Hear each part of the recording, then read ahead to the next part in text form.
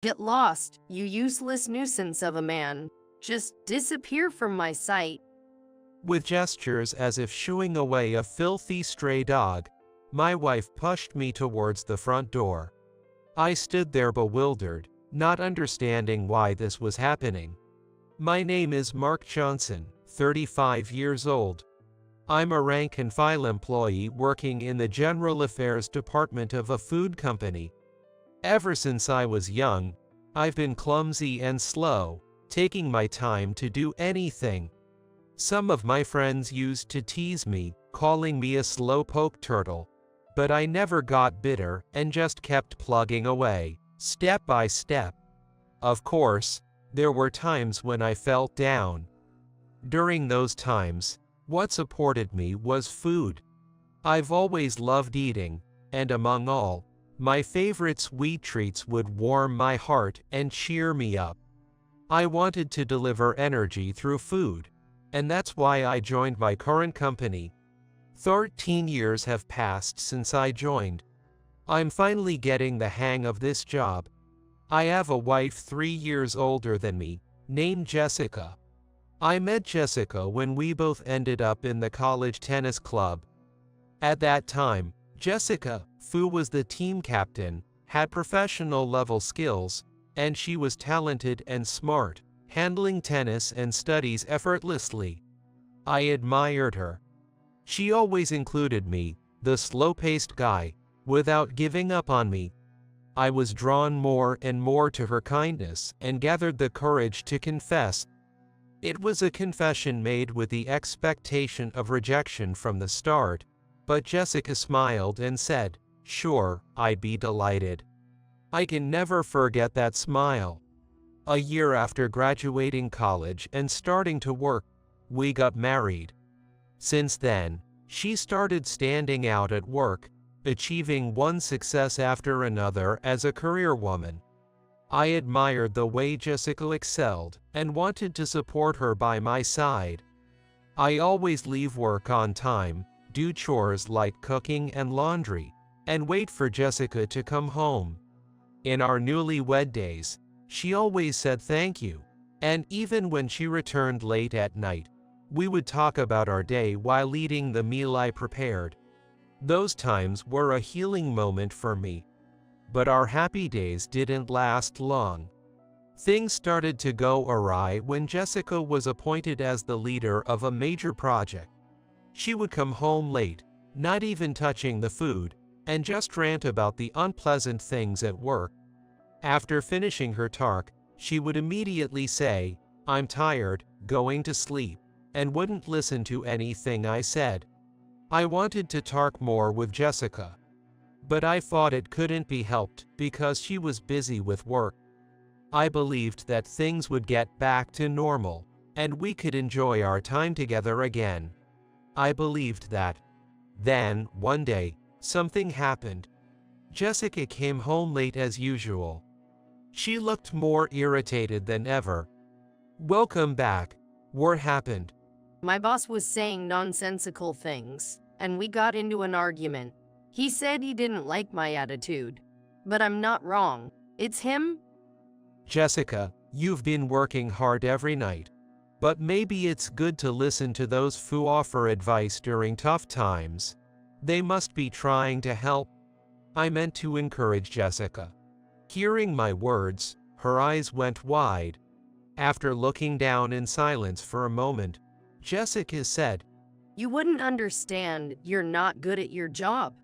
That's why you never get promoted." I was stunned by her unexpected words. I took a deep breath, calmed my rattled nerves, and said with a smile, "That's harsh. You know I'm trying my best, right? You know that, don't you, Jessica?" Just laughing carelessly. You really have it easy. I can't stand foolish men like you. There is no need to say it like that just because you're frustrated. I raised my voice without realizing it. In response, Jessica coldly said, I've always felt this way. Let's get a divorce. Disappear from my sight now. With that, Jessica pushed me out to the entrance. I tried to open the door, but it was locked from the inside. I wandered aimlessly. Did I say something to anger Jessica? Was I just a nuisance to her? I'm clumsy, but I've always tried to live earnestly. I thought Jessica was my biggest supporter and cheerleader. She was the reason I had managed to keep going. Overwhelmed with sadness, I couldn't help but cry openly. I was lost on what to do, but decided to return to my parents' house. They welcomed me warmly without asking why I had suddenly come back. They probably guessed by my disheveled appearance. Since that day, I couldn't focus at work, kept making mistakes, and was constantly scolded by my boss. I lost my appetite and got thinner. I felt like I was being abandoned because I was like this, and I became reckless. To make matters worse, I received a notice from a lawyer. After that, without any discussion, Jessica and I got divorced. 1 year passed after the divorce. I immersed myself in work. One day, coming home from work. Welcome home. You must be tired. I found your favorite candies at the store today after a long time, so I bought it. Have some if you like. Saying that, my mother handed me some chocolate candy. It was a special kind sold only in certain stores, and I was moved to tears thinking she went out of her way to buy it for me. No matter how bad things got, eating this candy always made me feel like I could face tomorrow. But today, it just wasn't working. The tears falling from my eyes made the chocolate taste salty and brought more tears. Feeling betrayed by someone I trusted, I was filled with self-loathing. Time passed and spring has come. As a new employee, Emma Thompson joined our General Affairs Department. Apparently, she's the president's daughter. Although the president's daughter usually brings to mind someone spoiled and lazy, she was approachable and handled her work effortlessly. People always gathered around her. I was secretly envious of her, as she could act naturally without any effort. As for me, with no particular talents, I had no choice but to diligently work and build up my efforts over time. She seemed to get everything effortlessly. Why is the world so unfair? I felt utterly empty. Unaware of my feelings, she came to me with a smile, asking about work. Excuse me, where should I store this document? Everyone knows that, not just me, so why not ask someone else? Just file it in the folder on that shelf over there. I said curtly, without even looking at her. She hadn't done anything to offend me. In fact, she was completely innocent. But I had become so pessimistic that I saw everything in a negative light. What's wrong with you? You're not yourself. I know you've had a tough past, but you should change how you treat her. My concerned boss came over and gently advised me. Indeed, if I kept this up, I might get reported to the president and lose my job. But being around her, I felt my inadequacies all the more acutely, and it was unbearable. I even started thinking it would be easier if I were fired. Then one day, my boss called me. We're having a 50th anniversary party. It's a big event, inviting clients and all. It's very important for our company. I want to entrust you, Mark, with leading the preparations. Emma will assist you. I was so shocked I couldn't believe my ears. I had never managed such a big event before. To entrust such a major company event to someone like me seemed insane. I've never handled such a large event before. Aren't there people more capable than me? Please ask someone else. I blurted out my usual negative response. Then Emma said, I don't think that's true at all. Mark, you interact so respectfully with everyone and are trusted and capable of completing any task responsibly. You're the right person for this job.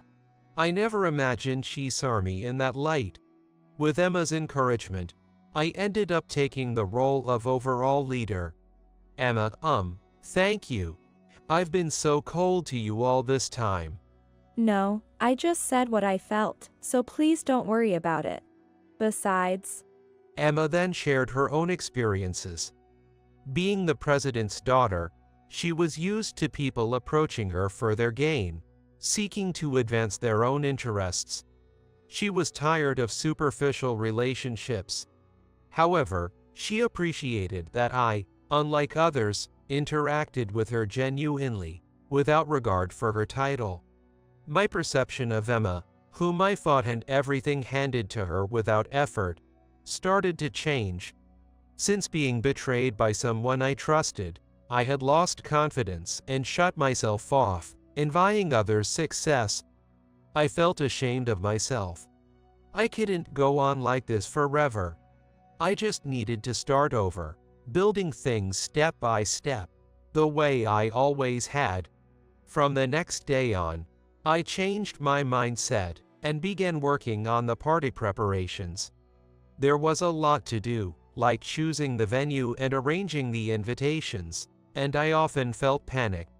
But Emma gave me precise advice and helped me out each time. Before I knew it, Emma had become indispensable to me.